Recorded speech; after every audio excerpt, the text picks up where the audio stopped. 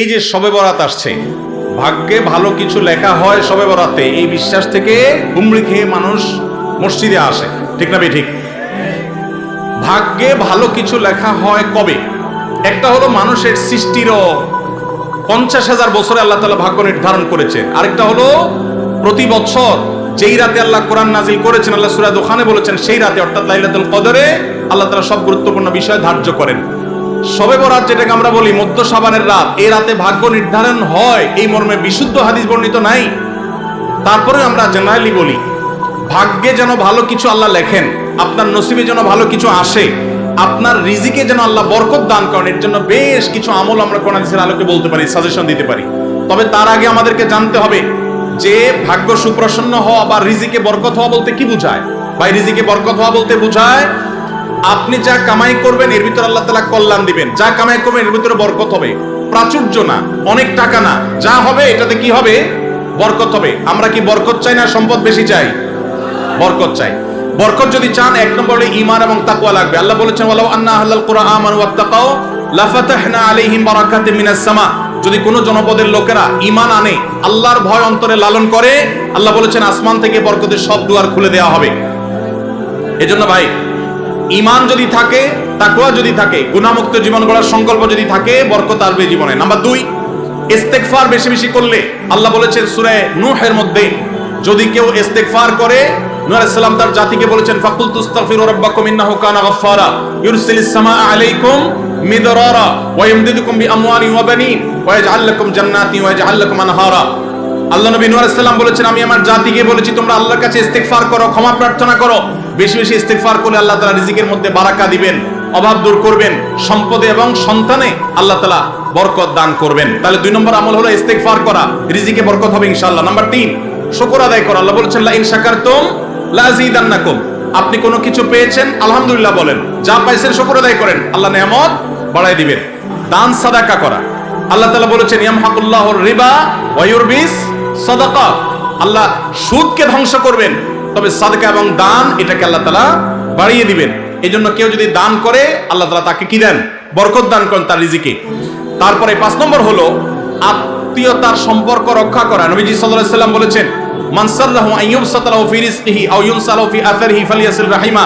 যে ব্যক্তি চায় তার আত্মীয়তার সম্পর্কে, যে ব্যক্তি চায় তার হায়াতে বরকত হোক, তার রিজিকে বরকত হোক, সেজন্য আত্মীয়তার সম্পর্কের সাথে সম্পর্ক ভালো রাখে, আত্মীয়দের সাথে, অর্থাৎ রক্ত সম্পর্কে আত্মীয়দের সাথে যেন সম্পর্ক কানেক্টেড রাখে, বিচ্ছিন্ন না করে, তাহলে তার রিজিক এবং হায়াতে বরকত হবে।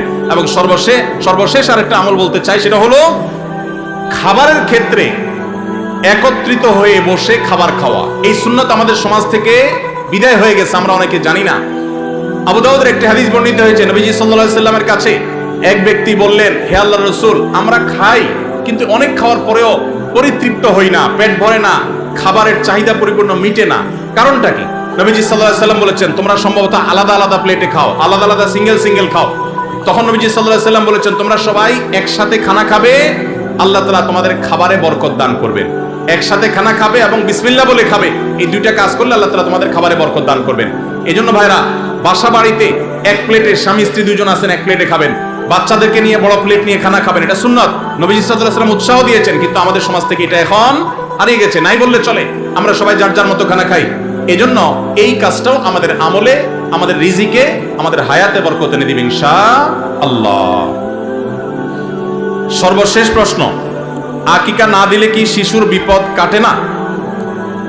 আকিকা না দিলে শিশুর বিপদ কাটে না এমন কোনো কথা কোরআন হাদিসে নাই। তবে আকিকা দেওয়া এটা গুরুত্বপূর্ণ একটা আমল। আল্লাহ কাউকে পুত্র সন্তান দান করলে 2টি ছাগল, আর কন্যা সন্তান দান করলে 1টি ছাগল জবাই করা, এটা নবীজি সাল্লাল্লাহু আলাইহি সাল্লামের সুন্নাহ। এটা জন্মের 7ম দিনে, না হলে 14তম দিনে, না হলে 21তম দিনে করবেন। সেটাও যদি কোনো কারণে না হয়, পরে যে কোনো সময় করলেও আদায় হয়ে যাবে। এমনকি শিশু কারো যদি আকিকা দেওয়া না হয়, বড় হওয়ার পর তার আকিকা দিলেও আদায় হয়ে যাবে। এই আকিকা এটা না দিলে যে বিপদ কাটে না এরকম কোনো কথা নাই। তবে হ্যাঁ, বিভিন্ন হাদিসে নবী সাল্লাল্লাহু আলাইহি ওয়াসাল্লাম বলেছেন কুল্লু গুলামিন মুরতাহানুন বিআকিকাতিহি। বাচ্চার এটা আকিকার উপরে সে অনেকটা ডিপেন্ডেন্ট থাকে। এই হাদিসের ব্যাখ্যা অনেক মুহাদ্দিসরা বলেছেন আকিকা না দিলে, আকিকা দেওয়ার ফলে সে বিভিন্ন ক্ষয়ক্ষতি থেকে বেঁচে থাকতো। অনেকে বলেছেন শয়তানের কুমন্ত্রণা থেকে বেঁচে থাকে আকিকার মাধ্যমে। এটা থেকে সে আর বাঁচতে পারে না, ওই ক্ষতি তাকে স্পর্শ করার সম্ভাবনা থাকে। তবে কেউ আকিকা দিতে পারলো না, অন্য কোনো আমল করলো তার সন্তানের জন্য, আল্লাহ তাআলা তাকে সেভ করতে পারেন।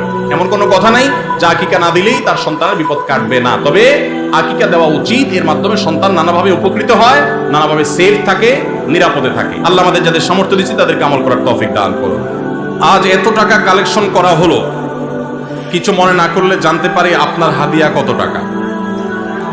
ভাইরা আমার, আলহামদুলিল্লাহ, আল্লাহ শুকর। প্রথম কথা হলো যে ওয়াজ মাহফিলে বা দিনী কাজে, এমনি তো আমি ওয়াজ মাহফিলে যাই না। আপনাদের এলাকারই ভাই, কি নাম ওনার, হানিফ ভাই বোধহয়, হানিফ ভাই, উনি আমাদের অফিসে লোক পাঠাইছেন। তিনি বলতেছেন যে আমাদের অফিস থেকে লোক নাকি বলছে যে আমরা এই মাহফিল করব। এটা বহু কয়েক মাস আগের কথা, আমাদের মনে নাই। যেহেতু ভাই বলছেন, মুসলমান তো মিথ্যা বলবে না, তাহলে হয়তো আমাদের কেউ বলছে। আমরা সেই ওয়াদা রক্ষা করার জন্য আসছি। আসার ক্ষেত্রে আমি হানিফ ভাইকে আমার অফিস থেকে শর্ত দিয়ে দিছি যে মাহফিল করার পর আমাকে কোনো টাকা পয়সা, কোনো হাদিয়া দিবেন না, এই শর্তে আমি আসতে পারি। আলহামদুলিল্লাহ, ওনার সাথে আমার চুক্তি হয়েছে হানিফ সাহেবের কাছে, আমি খাবো না, কোনো হাদিয়াও নেব না। আলহামদুলিল্লাহ, আমি এখানে খানাও খাই নাই, হাদিয়াও নেব না, ইনশাল্লাহ। এই চুক্তি করেই আমি আসছি। কোন জায়গায় কেউ যদি আমাদের পথ খরচ দেয় বা হাদিয়া দেয়, আলহামদুলিল্লাহ, আমরা যেখানে মানুষ খুব জোরাজোরি করে নেই। আর যদি কোনো মসজিদ মাদ্রাসা হয় বা দ্বীনি প্রতিষ্ঠান হয়, সচরাচর আমরা চেষ্টা করি পথ ভাড়াটাও নিজের পকেট থেকে দিয়ে যাওয়ার। এটা যেহেতু প্রশ্ন খোঁচা মেরে করেই ফেললেন, সেই প্রসঙ্গে বলা, হানিফ ভাই এখানে উপস্থিত আছে, সাক্ষী উপস্থিত আছে, ওনার সাথে চুক্তি করা হয়েছে। যেহেতু মাদ্রাসার মাহফিল, মাদ্রাসার জন্য দুনিয়ার টাকা উঠানো লাগতেছে, একটা মসজিদ নাই, বাচ্চাদের থাকার জায়গা নাই, তাহলে এখান থেকে আমার হাদিয়া নেওয়া লাগবে কেন? আলহামদুলিল্লাহ, আমার চলার মতো ব্যবস্থা আল্লাহ তাআলা আমাকে দিয়েছে, যথেষ্ট দিয়েছে। অতএব আপনারা বরং মসজিদের জন্য সহযোগিতা করবেন, জমির জন্য সহযোগিতা করবেন তো ইনশাল্লাহ। মাদ্রাসার ছাত্রদের থাকার ভালো ব্যবস্থা যেন হয়, সেজন্য সাহায্য করবেন, ঠিক আছে না ইনশাল্লাহ? আর আমাকে হাদিয়া দেওয়া লাগবে না, ইমাম সাহেবের বেতন বাড়াই দিন। ইমাম সাহেবের বেতন বাড়াই দিবেন তো ইনশাল্লাহ? ইমাম সাহেবের বেতন বাড়াই দেওয়ার তৌফিক আল্লাহ তো আমাদেরকে দান করুন। ওলামা একরাম ওয়াজ মাহফিলে যারা আসেন, তাদেরকে সম্মানজনক হাদিয়া দিবেন।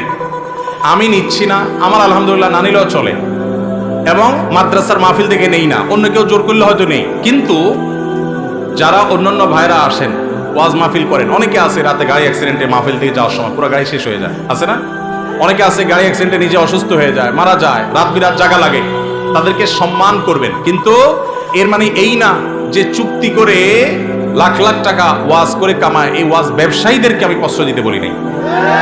কিন্তু ওলামাদেরকে সম্মান করবেন। এখানে দুই দিক থেকেই সমস্যা আছে। হুজুরদের অনেকে যেরকম চুক্তি করে, এটা যেমন একটা সমস্যা, আবার ওয়াজ মাহফিলের আয়োজক অনেকে আছে অনেক ধান্দা করে, সেটাও একটা সমস্যা। আমি আজ থেকে অনেক বছর আগে, আপনার জেলার নাম বলবো না, যে কোনো এক জেলা মাহফিলে যাওয়ার পর আমি দেখি এরকম মোটা একটা খাম ধরাই দিছে আমারে। পরে যায় খুলে দেখি ওখানে টাকার সাথে বাকি সব কাগজ দিয়ে মোটা করে দিচ্ছে। এত নিকৃষ্ট মানুষও এই সমাজে আছে। তো এই জন্য সংশোধন বক্তাদেরও হইতে হবে, আয়োজকদেরও হতে হবে, শ্রোতাদেরও হওয়া লাগবে। শ্রোতারা ওয়াজে আসছেন কি জন্য? কিছু শুনে আমল করার নিয়তে। এই যে এতগুলো কথা শুনছেন, এগুলো আমল করতে হবে, ঠিক আছে না ভাই ইনশাল্লাহ?